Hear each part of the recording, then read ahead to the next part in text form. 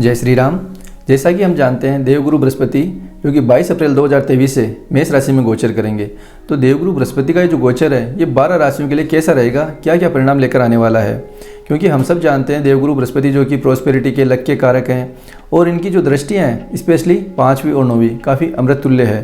क्योंकि जो 7वीं दृष्टि है वो तो हर ग्रह की कॉमन दृष्टि है। तो आज हम सभी राशियों को संक्षिप्त रूप से जानेंगे कि इन पर जो जुपिटर का ट्रांजिट है ये कैसा रहने वाला है। तो सबसे पहले हम स्टार्ट करते हैं मेष लगन का चार्ट।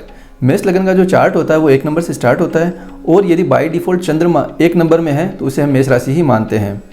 जो मेष राशि वाले जातक हैं वो यदि स्टूडेंट हैं या कोई क्रिएटर हैं तो ये समय उनके लिए बहुत अच्छा रहने वाला है। क्योंकि स्टूडेंट के लिए लर्निंग जो होती है वो इंपॉर्टेंट होती है और लर्निंग जो है वो देवगुरु बृहस्पति की 5वीं दृष्टि से इफेक्ट हो रही है, मतलब लर्निंग बहुत ज़्यादा अच्छी रहने वाली है। और यदि आप क्रिएटर हो तो आपकी जो क्रिएटिविटी है वो भी काफ़ी निखर के आपके सामने आएगी। भाग्य का आपको भरपूर साथ मिलेगा और जब भाग्य का भरपूर साथ मिलता है तो व्यक्ति के सारे कार्य सफल होते हैं। तो लक फैक्टर आपका अच्छा रहेगा। आपके घर पर धार्मिक कार्य हो सकते हैं, किसी भी प्रकार का धार्मिक अनुष्ठान हो सकता है, धार्मिक यात्राएं भी आपके घर में देखने को मिल सकती है। प्रेम संबंध जो है उनमें आपको मधुरता देखने को मिलेगी। इसके अलावा संतान योग भी यहाँ मेष लगने वाले जातक है उनके बन रहा है। तो इस गोचर के दौरान हो सकता है कि आपको संतान की प्राप्ति भी हो जाए। अब हम बात करते हैं वृषभ राशि की। वृषभ लग्न का जो चार्ट होता है वो 2 नंबर से स्टार्ट होता है और जब चंद्रमा 2 नंबर राशि में होते हैं तो उसे हम वृषभ राशि बोलते हैं। वृषभ लग्न वाले जो जातक हैं उनके लिए 4th हाउस डबल ट्रांजिट में इफेक्ट हो रहा है और जब कोई भाव डबल ट्रांजिट में इफेक्ट होता है तो वो पॉजिटिव परिणाम ही लेकर आता है। तो 4th हाउस से हम सब जानते हैं कि प्रॉपर्टी को, व्हीकल को, कंफर्ट को, मेंटल पीस को हम देखते हैं। तो इस दौरान यदि आप प्रॉपर्टी खरीदने की सोच रहे हो तो प्रॉपर्टी का योग डेफिनेटली आपके बन रहा है। कोई व्हीकल लाने की आप सोच रहे हो तो व्हीकल का योग भी बहुत अच्छा बन रहा है आपके। मेंटल पीस आपकी बहुत अच्छी रहेगी, मानसिक शांति रहेगी और जब व्यक्ति की मानसिक शांति रहती है तो व्यक्ति के सारे कार्य अच्छे होते हैं। इसके अलावा यदि वृषभ राशि वाले जातक किसी भी प्रकार से कॉम्पिटिशन से जुड़े हुए हैं कि आप स्टूडेंट हो और गवर्नमेंट सर्विस की प्रिपरेशन कर रहे हो तो ये गोचर आपको सर्विस दिलाने में पूर्णतया सक्षम है। आपके ऊपर किसी भी प्रकार का कोई कोर्ट केस चल रहा है, कोर्ट कचहरी में उलझे हुए हो या कोई बीमारी है जो आपके काफ़ी लंबे समय से बनी हुई है तो इन सभी से आपको निजात मिल सकती है। ऑल ओवर हम देखें तो वृषभ राशि वाले जातकों के लिए सर्विस को लेकर बहुत अच्छा समय है। अब हम बात करते हैं मिथुन लग्न के लिए। मिथुन लग्न का जो चार्ट होता है वो 3 नंबर से स्टार्ट होता है और जब चंद्रमा 3 नंबर राशि में होते हैं तो उसे हम मिथुन राशि बोलते हैं। मिथुन लग्न के जो चार्ट होता है उसमें देवगुरु बृहस्पति गोचर करेंगे एकादश भाव में। एकादश भाव में गोचर करने से इनका जो 3rd हाउस है वो डबल ट्रांजिट से इफेक्ट होगा। 3rd हाउस किसका होता है? प्लानिंग का होता है, डॉक्यूमेंट्स का होता है, मार्केटिंग का, कम्युनिकेशन का, इन सब का हम देखते हैं। तो यदि आपकी कोई प्लानिंग है और आप उसे एग्जीक्यूट करना चाह रहे हो कि मेरी प्लानिंग सफल नहीं हो रही तो इस गोचर के दौरान आपकी प्लानिंग भी एग्जीक्यूट हो सकती है। और आप यदि कोई नया स्टार्टअप करने की सोच रहे हो तो ये समय भी आपके लिए फेवर का रहेगा। शॉर्ट ट्रेवल भी आपको देखने को मिल सकती है। इसके अलावा मिथुन लग्न वाले जो जातक हैं उनके लिए विवाह योग बन रहा है क्योंकि देवगुरु बृहस्पति की 9वीं दृष्टि आपके 7वें भाव पे आती है। तो यहाँ से हम देखते हैं कि आपका विवाह योग मिथुन लग्न वाले जो जातक है उनके लिए बन रहा है और काफ़ी अच्छा योग बन रहा है। स्टूडेंट के लिए बहुत अच्छा समय रहेगा। ऑल ओवर मिथुन लग्न वाले जातक है उनके लिए जुपिटर का ट्रांजिट बहुत अच्छा रहेगा। अब हम बात करते हैं कर्क लग्न की। यानी कर्क लग्न का जो चार्ट होता है वो 4 नंबर से स्टार्ट होता है और जब चंद्रमा 4 नंबर राशि में होता है तब हम कर्क राशि मानते हैं। तो कर्क लग्न का जो चार्ट है उसके अकॉर्डिंग हम स्टडी करते हैं कि ये गोचर कैसा रहेगा। सबसे बड़ी बात यह है कि जो कर्क लग्न का चार्ट है उसमें 2nd हाउस जो है वो डबल ट्रांजिट से इफेक्ट हो रहा है। मैंने रिसेंटली अभी डबल ट्रांजिट बोला, अभी भी मैं डबल ट्रांजिट बोल रहा हूँ। डबल ट्रांजिट क्यों बोल रहा हूँ इसका मैं आपको बताता हूँ कि देखिए शनि हम सब जानते हैं कि कुंभ राशि में भी गोचर कर रहे हैं। तो कुंभ राशि में गोचर कर रहे हैं, वहाँ से अपनी 7वीं दृष्टि से वो 2nd हाउस को देख रहे हैं और देवगुरु बृहस्पति जो कि 22 अप्रैल को मेष राशि में प्रवेश कर जाएंगे तो वो अपनी 5वीं दृष्टि से 2nd हाउस को देख रहे हैं और शनिदेव जो है वो अपनी 7वीं दृष्टि से 2nd हाउस को देख रहे हैं। इसलिए मैं डबल ट्रांजिट का बोल रहा हूँ। और जब डबल ट्रांजिट होता है तो वो जो भाव होता है वो डेफिनेटली इफेक्ट होता है और वो उसका रिस्पॉन्स भी हमें देखने को मिलता है। रिस्पॉन्स देखिए पॉजिटिव और नेगेटिव होते हैं, लेकिन मैं यहाँ पॉजिटिव इसलिए बोल रहा हूँ कि जो देवगुरु बृहस्पति की जो दृष्टि है वो अमृत तुल्य है। इसलिए कर्क लग्न वाले जो जातक हैं उनके लिए इस समय वेल्थ बहुत अच्छी रहेगी, इनकम बढ़ेगी इनकी, और करियर और हेल्थ दोनों में इम्प्रूवमेंट आपको देखने को मिलेगा। अब हम बात करते हैं सिंह राशि की। सिंह लग्न का जो चार्ट होता है वो 5 नंबर से स्टार्ट होता है, और जब चंद्रमा 5 नंबर राशि में होते हैं तो हम सिंह राशि बोलते हैं। सिंह राशि वाले जातक हैं उनके लिए जो सबसे बड़ी बात है वो ये है कि इनका जो व्यक्तित्व है उसमें हमें निखार देखने को मिलेगा इस गोचर के दौरान। ये जो बृहस्पति का गोचर होता है ये लगभग हम 1 साल का मानते हैं। तो इस गोचर के दौरान सिंह राशि वाले, सिंह लग्न वाले जो जातक हैं उनके व्यक्तित्व में निखार देखने को मिलेगा। यदि किसी ये एडवाइजरी से जुड़े हुआ कार्य कर रहे हैं कि एडवाइस देने का कार्य करते हैं तो इनकी एडवाइस बहुत अच्छी रहने वाली है, क्योंकि जो बुद्धि है वो बहुत अच्छी वर्क करेगी। मंत्र सिद्धि की करने की सोच रहे हो आप कि आप कोई मंत्र सिद्धि करना चाहते हो तो इस गोचर के दौरान आपको लाभ हो सकता है। आप क्रिएटिविटी, कोई आर्टिस्टिक टैलेंट ये आप रखते हो तो भी आपका प्रोफेशन बहुत अच्छा रहने वाला है। सिंह राशि वाले जातक हैं उनके लिए सबसे अच्छी बात यह है कि इस गोचर के दौरान आपके ऊपर डिवाइन ब्लेसिंग रहेगी, क्योंकि जो देवगुरु बृहस्पति है वो अपने आप में एक बहुत ज़्यादा प्रोस्पेरियस प्लेनेट है, लक के ये कारक हैं, तो आपका भाग्य साथ देगा, आपकी सद्बुद्धि इस गोचर के दौरान विशेष बनी रहेगी। अब हम बात करते हैं कन्या राशि की। कन्या लग्न का जो चार्ट होता है वो 6 नंबर का चार्ट होता है, और जब चंद्रमा 6 नंबर राशि में होते हैं तब हम कन्या राशि मानते हैं। तो कन्या लग्न का जो चार्ट है उसमें हम अगर डबल ट्रांजिट की बात करें तो शनिदेव कुंभ राशि में गोचर करें 6ठे भाव में, और देवगुरु बृहस्पति 22 अप्रैल से 8वें भाव में गोचर करेंगे, यानी मेष राशि में गोचर करेंगे। तो इनका जो द्वादश भाव है कन्या लग्न वाले जातक है वो डबल ट्रांजिट में इफेक्ट हो रहा है। और हम सब जानते हैं कि द्वादश भाव जो होता है वो फॉरेन का होता है, वो इन्वेस्टमेंट का होता है, वो स्पिरिचुअलिटी का होता है, वो एक्सपेंसेज का भी होता है।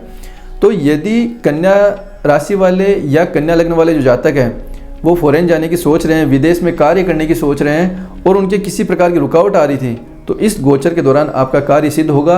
इस गोचर के दौरान आपके विदेश योग बहुत अच्छा बन रहा है। हो सकता है आप किसी प्रकार का इन्वेस्टमेंट भी इस गोचर के दौरान कर दो।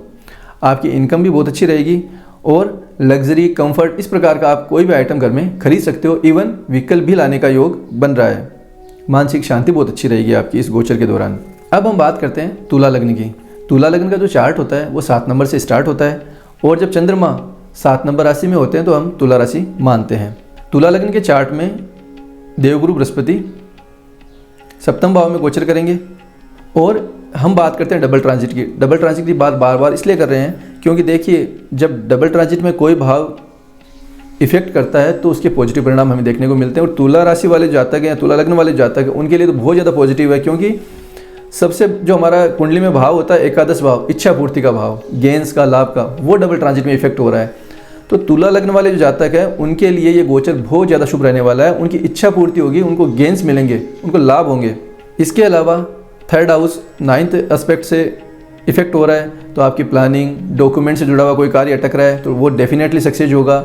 आप यदि नेटवर्किंग, कम्युनिकेशन का काम करते हो, कोई कमीशन बेस्ड आप काम करते हो, तो आपका बहुत अच्छा लाभदायक समय रहेगा। ये बहुत फेवरेबल समय आपके लिए रहने वाला है। आपका स्वास्थ्य में सुधार आपको देखने को मिलेगा। तुला राशि वालों के लिए ये गोचर बहुत ज़्यादा अच्छा रहने वाला है। अब हम बात करते हैं वृश्चिक लग्न की। वृश्चिक लग्न का जो चार्ट होता है वो 8 नंबर से स्टार्ट होता है, और जब चंद्रमा 8 नंबर राशि में होते हैं तो हम वृश्चिक राशि बोलते हैं। वृश्चिक राशि वाले जो जातक हैं उनके लिए वर्क प्रोफेशन जो है, यानी वर्क प्लेस जो है वो बहुत ज़्यादा पॉजिटिव रहेगा। इस दौरान यदि आपका कोई प्रमोशन अटका हुआ है तो हो सकता है कि ये गोचर आपको प्रमोशन दे दे। आपकी स्टेटस, आपकी इमेज, मान प्रतिष्ठा आपके वर्क प्लेस पे बहुत ज़्यादा इम्प्रूव होगी। बहुत ज़्यादा अच्छा आपको रिस्पॉन्स यहाँ पे देखने को मिलेगा। इसके अलावा डेफिनेटली आपकी इनकम भी ग्रो करेगी। इनकम के साथ साथ में हम ये देख सकते हैं कि यदि आप फॉरेन इन्वेस्टमेंट की या फॉरेन से जुड़ा हुआ कोई कार्य करना चाहते हो, स्पिरिचुअलिटी की तरफ आप इंक्लाइन होना चाहते हो, आपका झुकाव है कि मैं मेडिटेशन करूँ, स्पिरिचुअल हूँ, तो ये समय भी आपके लिए बहुत ज़्यादा फेवरेबल रहेगा। अब हम बात करते हैं धनु लग्न की। धनु लग्न का जो चार्ट होता है वो 9 नंबर से स्टार्ट होता है, और बाय डिफ़ॉल्ट यदि चंद्रमा 9 नंबर ही राशि में है तो उसे हम धनु राशि बोलते हैं। धनु लग्न वाले जो जातक हैं उनके लिए गोचर कैसा रहेगा?